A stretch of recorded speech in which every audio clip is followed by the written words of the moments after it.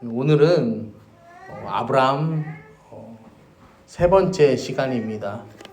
우리가 하나님의 부르심이라는 주제를 가지고 이 광야 속으로 여행을 떠나고 있습니다, 지금. 그리고 그 광야에서 만나는 첫 번째 성경의 인물이 아브라함입니다. 우리가 지난 첫 번째 시간과 두 번째 시간이 여러분 아브라함이 잘 기억나시죠? 예, 아브라함이 선명히 기억날 거예요. 왜냐면은 우리가 주일날만 예배를 드리니까 이 말씀이 이제 혼잡하게 막 뒤죽박죽 섞이는 게 아니라 그거 하나만 이렇게 선명하게 기억이 나실 텐데, 아브라함은 어떤 사람이었습니까? 아브라함은 하나님이 부르셔서 가나안 땅으로 향한 사람입니다. 그런데 중요한 건 이 아브라함은 처음부터 그 부르심에 온전하게 응답한 사람은 아니었다라는 거죠. 그리고 또 시간이 지나서 가나안 땅으로 결국 향하긴 향하는데, 거기서도요 뭐합니까? 거기서도 이 애굽으로 내려가는 실수를 범합니다. 오늘 본문도 보면은 이 아브라함이 이제 롯과 헤어지고 하나님께서 아브라함에게 축복을 허락하는 그 장면을 우리가 오늘의 본문으로 읽었습니다. 여러분, 오늘 우리는 이 추수감사주일로 지키는데요. 여러분, 이 추수감사주일의 유래는 구약 성경에서 찾아보자면 이 맥추절 이후에 추수가 끝나고 하나님께 드리는 기쁨과 감사의 예배가 추수감사고, 또 근대로 들어와서는 이 영국에서 이 종교적인 박해를 피해서 이 미국으로 떠난 사람들, 그 청교도의 신앙을 우리가 또 기리며 기념하며 또 지키는 절기가 이 추수감사 주일입니다. 여러분들 다 잘 아실 거예요. 이 1600년대 초부터 신앙의 자유를 찾아서요, 이 많은 청교도들이 이 대서양을 건너서 미국으로 건너갔습니다. 그 중에서도 이 메이플라워호라는 이 102명의 청교도들이 배를 타고 건너간 사건은 이제 우리가 많이 들어서 아실 거예요. 여러분, 남자가 78명, 여자가 24명, 그래서 전체 102명이 출발합니다. 그 항해 도중에 한 명이 사망하고 한 명이 탄생해요. 그러니까 결국엔 다시 102명이 도착을 해요. 여러분, 102명이요 63일간 5,440km를 항해해서 미국 대륙에 도착합니다. 이들이 도착했을 때가 언제냐면요, 겨울이에요. 겨울. 그해 겨울에요 102명 중에요 절반 이상이 죽어요. 그래서 겨울이 지나고 봄이 찾아왔을 때 50명이 살아남습니다. 이 50명의 사람도요 다 병들고 다 지쳐서요 생존할 수가 없어요. 그 가운데에요 몸이 건강한 사람들이 덜어 있죠. 특별히 건강한 사람인데 그 가운데 7명의 건장한 사람들이 있었어요. 이 사람들이요 땔감을 마련하고 집을 짓고 병자들을 간호하고 사냥을 하고 자기들만 살면 되는데 우리끼리만 살기, 이게 아니라 그 모든 사람을 다 돌본 거예요. 그렇게요 그들이 그렇게 돌봄으로 말미암아서요 그 생존한 청교도들이요 땅을 개간하고 씨를 뿌려서요 하나님 앞에 이 기쁨으로 추수의 열매를 거두어서 감사를 드린 게 이 추수감사절의 시작입니다. 여러분, 이 청교도들이요 추수감사절 예배를 어떻게 드리냐면은 주일에는요 온종일 하나님께 기도와 찬양으로 나아갑니다. 그리고 둘째 날에는 우리가 아는 칠면조, 감자, 옥수수 이런 요리를 해요. 그다음에 셋째 날에는 그 인디언들을 초대해서요 인디언들과 함께 준비한 음식을 나누면서 교제했어요. 그래서요 이게 지금 이제 우리나라에서는 안 하지만 미국에서는 이 칠면조와 호박파이를 나눠 먹는 그런 풍습이 그때부터 생기게 된 거예요. 그리고요, 이 청교도들은 그렇게 추수한 다음에 또 뭐 하냐면요, 나무를 잘라서 건물을 짓습니다. 제일 먼저 뭘 짓을까요? 제일 먼저 이들이 뭐를 지었을까요? 청교도들이요? 교회를 지었습니다. 교회를 짓고 그 다음에 뭘 지었을까요? 학교를 지었어요. 학교를 짓고 마지막으로 자기들이 살아갈 집을 지었습니다. 그리고 철저한 주일 성수, 11조, 경건 생활을 철저하게 행해야 했던 사람들이에요. 여러분, 그렇게 추수감사주일이 시작이 되었어요. 제가 이 추수감사절의 유래를 말씀드리면서요, 여러분들 지난주에 저희 지방에서 선교연합집회하는 거 우리 유영환 감독님 모셔서 했는데, 여러분 그 유튜브 보셨어요? 예? 네, 안 보셨죠? 안 보면 좋지.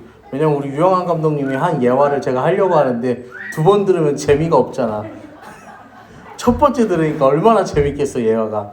제가 예화를 들었는데, 이 드라마 상도 기억하시죠? 이재룡 씨가 이 거상 임상옥으로 나오는 그 드라마였는데, 이 상도에서 그때 배경이 조선시대 순조왕 때예요. 근데 여러분, 이 순조의 외삼촌인 박종경과 그 임상옥이 대화를 하는 장면인데요. 그 박종경이 이제 하늘을 나는 새도 떨어뜨리는 권세가야. 그러면서 자신을 찾아오는 사람이 얼마나 많아요. 자기의 아부하는 사람들이 너무 많단 말이야. 그 사람들을 불러다 놓고 그 사람들이 이제 다 모여 있는데 묻는 거야. 야, 내가 문제를 하나 낼 건데 맞춰봐라. 하루에 저 남대문을 몇 명이 드나드는지 아느냐, 그렇게 묻습니다. 그 당시 기록에 따르면 남대문을요, 하루에 한 5,000명 정도가 드나들었다고 합니다. 굉장하죠. 굉장히 유동의 인구가 있는 거예요. 근데 그러고도 또 문제를 내는데, 그들의 성씨가 다 무엇이냐 이렇게 묻는 거예요. 그거 어떻게 알아? 근데요, 그때 이 임상옥이요 대답을 합니다. 뭐라고 대답하냐면은, 성씨는 단 2개뿐입니다.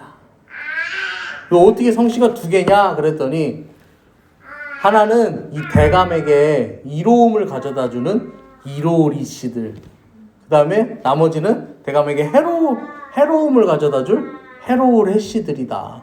그렇게 이야기를 했어요. 여러분, 그러면서요, 우리도요 뭐가 되어야 돼요? 하나님 앞에 이로울 이 씨가 되어야 돼요. 하나님 앞에서 우리가 영적으로 이로움을 드리는 의씨가 되고, 여러분, 해로움을 드리는 해씨가 되면 안 되는 거예요. 저는 한 발자국 더 나아가서 우리가 이 하나님 앞에 의로운 의씨가 되기를 또 그렇게 소망합니다.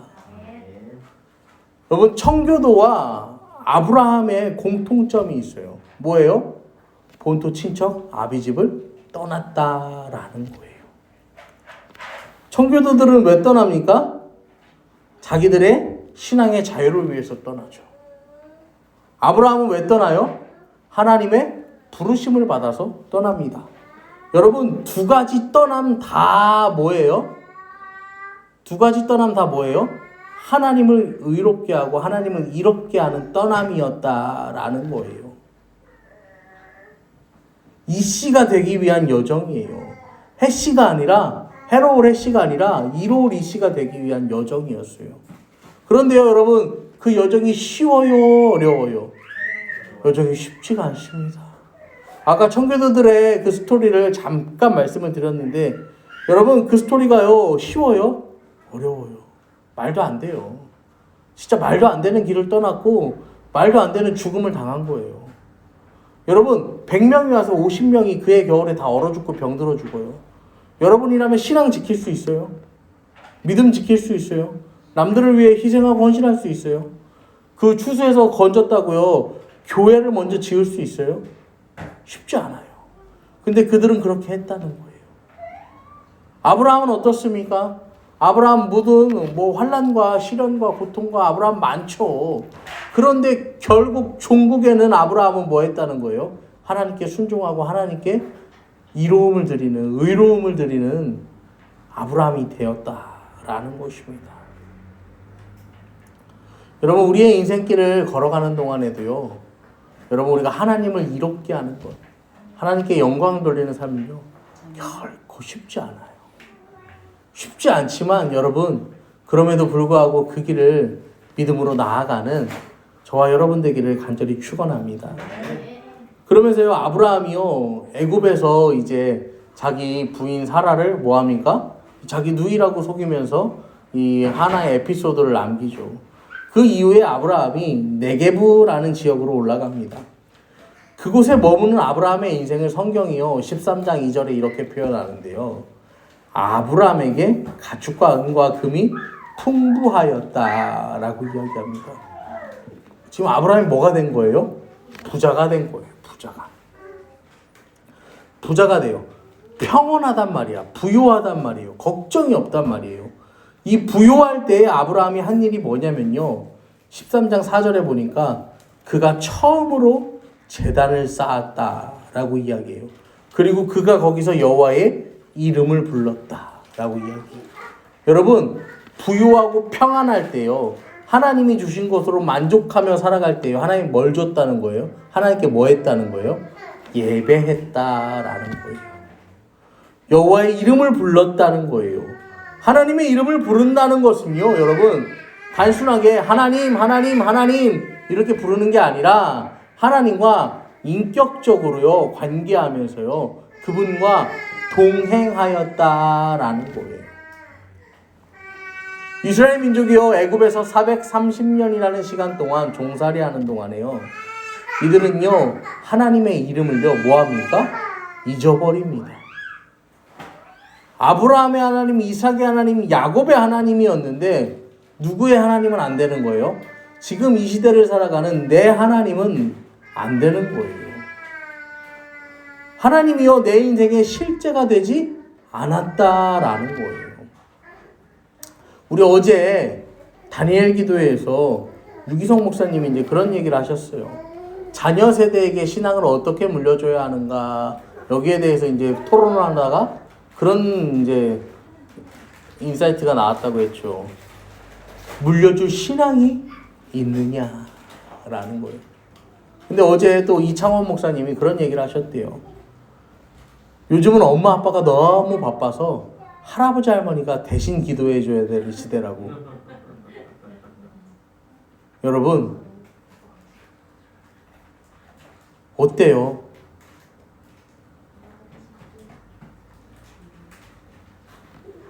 애굽의 그 430년 동안 종살이에서요, 그 사람들을, 그 이스라엘 백성들을 우리가 아유 저 모자란 놈들 이렇게 얘기할 게 아니에요. 여러분, 이 추수감사주일에 우리는 알아요. 우리는 이 날이 얼마나 기쁘고 얼마나 큰 날인지 알아요. 근데 여러분, 우리 자녀들은 과연 알까요? 무엇을 물려줘야 할까요? 원래 저희도 추수감사주일이 되면은 막 여기다가 이렇게 소박하지만 이제 꾸미고 이렇게 여러 가지 나누고 이제 그런 것들을 했어요.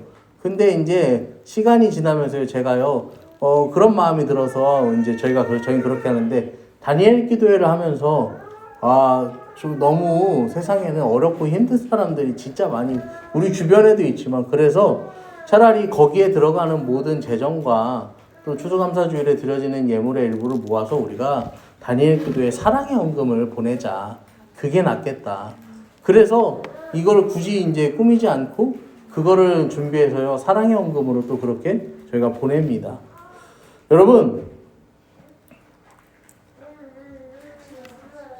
우리가요, 자녀들에게요, 이 급변하는 시대 속에서요, 내가 옛날에 이렇게 믿었으니까 너희도 이렇게 믿어라? 여러분, 그렇게 말할 수 있는 시대가 아니에요, 지금은요. 그런데요, 한 가지 확실한 건 뭐냐면요, 하나님과 동행하는 인생은요, 세상 그 무엇과도 비교할 수 없음을 우리는요, 자녀에게 알려주어야 한다라는 것입니다. 여러분, 하나님이 여시면 닫을 자가 없어요. 창세기 13장 6절에 보면요, 그 땅이 그들이 동거하기에 넉넉하지 못하였으니 이는 그들의 소유가 많아서 동거할 수 없었습니다. 얼마나 부유해지냐면요. 어떻게 부유해집니까? 이 두 가정이 서로 같은 곳에서 살 수 없을 정도로 뭐해지는 거예요? 부유해졌다라는 거예요. 그런데요, 그러다 보니까 목자들 사이에서 다툼이 일어납니다. 아브라함과 롯의 인생에요, 갈등이 생기게 되는 거예요. 이때 아브라함이요, 참 은혜롭게 잘 대처해요. 13장 9절에 보면요, 내 앞에 온 땅이 있어. 그러니까 나를 떠나라. 내가 좌하면 나는 우하고 내가 우하면 나는 좌하겠다. 그렇게 이야기하죠. 양보하는 거예요. 여러분, 하나님 예배하는 예배자는 이렇게 살아야 돼요. 아브라함이 이렇게 양보할 수 있었던 이유가 뭐냐면요, 내가 좌로 가든 우로 가든 상관없다라는 걸 아는 거예요. 하나님이 인도하시면 여러분, 우리가 좌로 가든 우로 가든 여러분, 그것이 무슨 의미가 있겠습니까? 하나님이 인도하시면요, 우리 자녀가 선택하는 그 길이요, 하나님이 함께 하시는 길이 되는 거예요. 우리 예슬이가 꿈이 또 바뀌었어. 우리 예슬이 처음에는 의사였다가 수영선수로 바뀌었다가 약사도 안 됐다가 이번에는 이 영어에 요새는 좀 자신감이 커서 이번에는 이 통역하는 사람이 되겠대요. 예. 할렐루야. 제가 그래도 우리 예슬한테 공부 열심히 해서 먼저 대전외고 영문과를 들어간 다음에 이제 서울대 영문과를 가라고 제가 그렇게 얘기했는데, 여러분, 하나님이 인도하시면요, 우리의 인생도 마찬가지고 우리 자녀의 인생도요, 어디로 가든지 상관없어요. 왜냐면 하나님은 그곳에서 뭐 하시니까요? 일하시니까요. 여러분, 그 자녀들에게 이러한 신앙과 믿음을 물려줄 수 있는 우리 부모 여러분이 되시기를 축복합니다. 그때 여러분 13장 10절에 보면 롯이요 뭐라고 하냐면요, 눈을 들어서 요단 지역을 바라보니까 온 땅에 물이 넉넉해. 소돔과 고모라를 멸할 수 있는 그 땅인데 그 땅이요 멸망하기 전이어서 여호와의 동산 같고 애곡과 같았다라고 성경은 말합니다. 여러분, 아브라함이요 열심히 신앙을 지키며요 하나님이 인도하시는 삶을 살아가려고 노력했다 하면요, 롯은 뭐였어요? 롯은요 자기 눈에 보기 좋은 곳으로 갔다라는 것입니다. 여러분, 하나님을 이롭게 하는 삶이 아니라, 하나님 앞에서 의로운 삶을 사는 게 아니라 자신을 이롭게 하고 자신을 의롭게 할, 결국엔 하나님 앞에서 해로운 일을 여러분 뭐 한다는 거예요? 행한다라는 것입니다. 여러분, 그럼 이렇게 질문할 수 있죠. 아니, 기독교인 좋은 거 선택하면 안 됩니까? 집도 차도 옷도 다 뭐 낡은 것만 취해야 합니까? 여러분, 그게 아니에요. 롯의 선택이 잘못되었다라고 말하는 이유는 뭐냐면요, 13장 13절에요. 소돔 사람은 여호와 앞에 악하며 큰 죄인이었더라라고 성경은 말합니다. 여러분, 소돔 사람들은 여호와 앞에서 악하고 죄인이었어요. 그런데요, 그걸 아는 롯은 뭐 했다는 거예요? 하지만 눈앞에 보이는 이로움을 쫓아서 그곳으로 향하여 발걸음을 옮겼다라는 것입니다. 알면서도 눈에 보기 좋고 자기 마음에 좋으니까 그곳으로 향한 거예요. 전혀 하나님 앞에 의롭지 않고 해로운 곳임을 알면서도 갔다라는 거예요. 여러분, 날마다 순간마다 하나님께 감사하는 인생을 살아가는 여러분 되시기를 축복합니다. 여러분, 내 눈에 좋고 내 마음에 좋은 것으로 감사하는 게 아니에요. 그리 아니하실지라도 감사하고요, 이를 행하시는 분이 하나님이심을 인정하며 감사한 삶을 사는 저와 여러분 되기를 소망합니다. 그렇게 롯과 헤어진 아브라함에게요, 오늘 하나님이 찾아오십니다. 그리고요, 아브라함에게 약속하세요. 뭐라고 약속하세요? 눈을 들어서 보이는 모든 땅을 너와 너의 자손들에게 주겠다 라고 약속하세요. 여러분, 자기 대를 이을 적자가 없는 인생에게 오셔서 자손이 땅에 티끌같이 많아지게 하리라고 약속하세요. 그럼 아브라함이 여기서 뭐 해야 돼요, 여러분? 여러분 같으면 어떻게 하시겠어요? 그럼 달라고요, 하나님. 내 아내가 임신하게 해달라고요. 빨리 이루어지게 해달라고요. 여러분 이렇게 보채는 게 정상이잖아요. 근데요, 아브라함은요, 창세기 13장 18절에요, 장막을 옮겨서요, 헤브론에 있는 마므레 상수리 숲으로 이르러 거주하며 거기서 여호와를 위하여 제단을 쌓았다.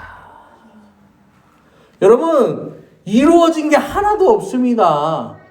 아브라함의 인생에 지금 된 게 없어요. 내가 부유는 해줬죠. 그런데 아직 여러분 부유한 게 문제가 아니잖아요. 내가 돈을 많이 벌어서요, 뭐 해야 돼요? 물려줄 자식이 있어야 되는 거야. 그런데요, 물려줄 자식은 하나님이요 약속하셨으면서 주지도 않으시면서 지금 뭐 하는 거예요? 말만 계속하는 거예요. 하지만 아브라함은요, 거기서 하나님께 감사하며 하나님께 예배했다라는 것입니다. 사랑하는 성도 여러분, 우리는요, 내게 이로운 것을 찾아서 다녀요. 내게 의로운 것을 찾아서요, 동분서주해요. 그런데 여러분, 그 분주함은요, 결국 어디로 가는 거예요? 죄악의 길로, 멸망의 길로, 소돔과 고모라를 택한 롯의 최후와 같습니다. 하지만 하나님을 온전하게 믿고 의지하며 하나님과 동행하는 삶을 살아가면요, 여러분, 하나님이 찾아오세요. 하나님 찾아오세요. 여러분, 하나님을 이롭게, 하나님을 의롭게 했던 아브라함의 선택에요, 하나님이 찾아오세요. 그리고 하나님이 말씀하세요.